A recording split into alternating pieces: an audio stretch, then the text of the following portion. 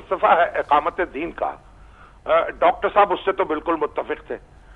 لیکن وہ انقلاب برپا کرنے کے لیے اور دین کا نظام قائم کرنے کے لیے انتخاب کے ذریعے وہ کوئی پر امید نہیں تھے کہ اس ذریعے سے یہ آ سکتا ہے.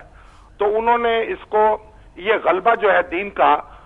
اس کو قائم کرنے کے لیے پھر انہوں نے کہا کہ غیر انتخابی طور پر کام کرنا ہوگا، اور یہاں آ کے ان کا مولانا مودودی سے اختلاف پیدا ہوتا ہے،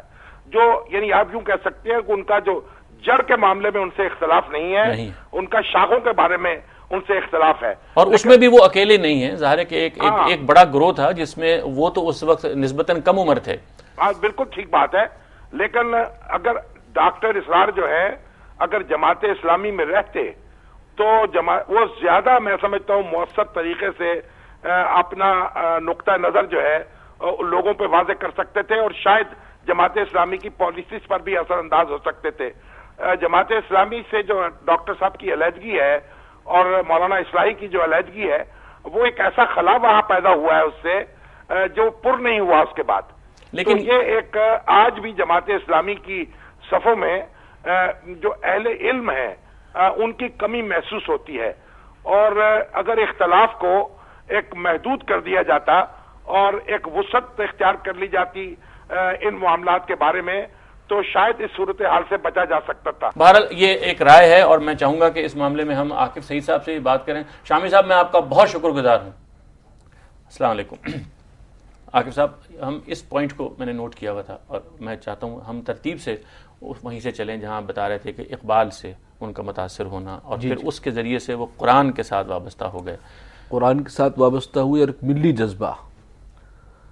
کہ نکل کے صحرا سے جس نے روما کی سلطنت کو الٹ دیا، وہ مسلم لیگ میں پھر وہاں سنا ہے یہ قدسیوں سے میں نے وہ شیر پھر ہوشیار ہوگا.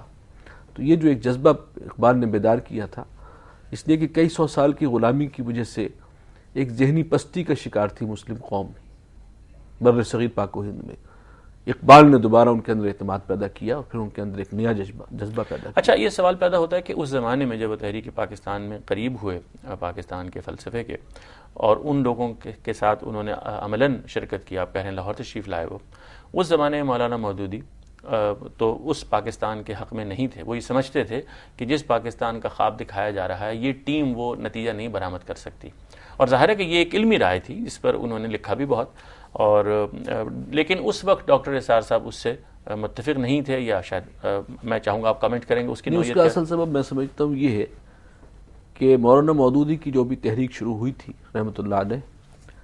وہ ایک خاص میچور لوگوں کے اندر، سنجیدہ لوگوں کے اندر تھی، اور ڈاکٹر صاحب اس وقت ہائی اسکول کے طالب علم تھے. اقبال کی شاعری کا ڈنگا تو بچ رہا تھا، اور وہ گھر گھر پہنچی تھی، اور اس نے ایک نیا عزم نوجوانوں کو عطا کیا تھا. ظاہر بات ہے کہ تحریک پاکستان کی کامیابی میں جو اقبال کا حصہ ہے وہ نوجوان ہیں، وہ نوجوان ہیں جن کے اندر یہ عزم دوبارہ بیدار ہوا. بعد میں متعارف ہوئے جب کئی میں داخلہ ہوا ان کا میڈیکل کالج میں، اور جمعیت کے ذریعے مولانا مودودی کا لٹریچر اور ان کا تعارف ہوا ہے تقریباً چند سال کے بعد. تو پھر انہیں بھی آج جو ہے وہ دین کا یہ تصور اور اس کا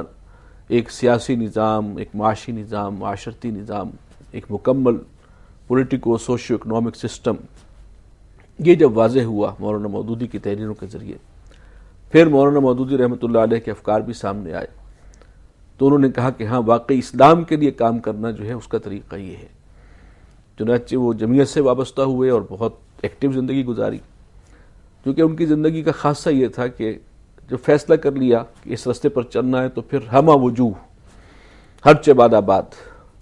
پھر وہ کچھ سپیئر نہیں، یعنی وہ صرف ایک اکیڈیمک یا انٹلیکچوئل لیول پہ نہیں رہنا بلکہ اس میں عملاً آگے بڑھ کے شرکت کرنی. اور اس میں جیسے آپ نے فرمایا کہ جیسے مولانا مودودی نے بھی قبول کر لیا، بھائی پاکستان بن گیا تو پاکستان تشریف لے آئے، اس حقیقت کو مان لیا، اور یہاں آ کر انہوں نے اپنے خاص آئینی طریقے سے کام کرنا شروع کیا.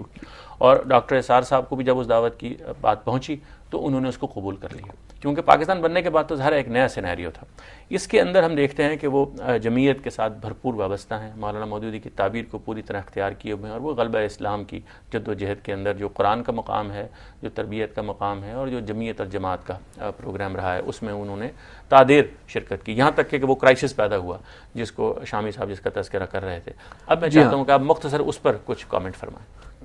یعنی جب MBBS کر لیا انہوں نے 54 میں،